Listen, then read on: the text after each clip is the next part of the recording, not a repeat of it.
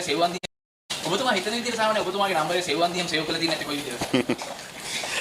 Save වන්දිගේ phone එක check කරපු අයගෙන් තමයි අහන්න ඕනේ. මොකද දැන් මට පේන විදිහට ඒ ෆෝන් එක ගොඩාක් අය චෙක් කරන්න හරි ආසාවෙන් බලන් ඉන්නවා. ඉතින් අය චෙක් කරලා කොහොමද සේව් කරලා තියෙන්නේ කියලා බලලා කිව්වොත් හොඳයි. මගේ රාජපක්ෂ.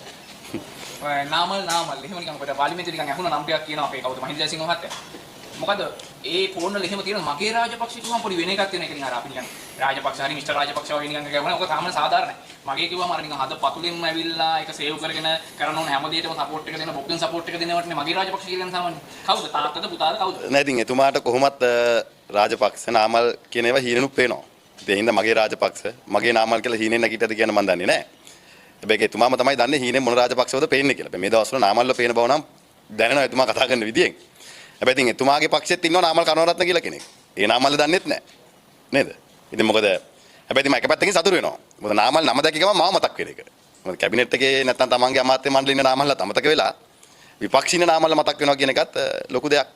සහ ඉතින් ඔය මගේ පණ මගේ ආදරේ මගේ කියලා සාමාන්‍යයෙන් ඉතින් ඔය ගෑල් ළමයි පිරිමි ළමයි මල් කඩන කාලේ අපි අපේ භාෂාවෙන් මල් කඩනවා කියලා. පෙම් බඳින කාලේ තමයි සේව් කරලා තියෙන්නේ. ඉතින් එහෙම නම්බරයක් එයා දැක්කත් දන්නෙත් නෑ. සමහර කෙනෙක් ගෑල් ළමයි නම් ළමයි ළමයි සේව් කරලා දෙන්න පුළුවන් අපිත් කරනවා සාමාන්‍ය ඉස්කෝලේ යන කාලේ. අපි ඒ කරපු කාලේ පැන්නනේ. දැන් මම ලිමිනිගේ නම් විතරයි සේව් කරන් ඉන්නේ. අපි දකිනවා මේ ඔබතුමා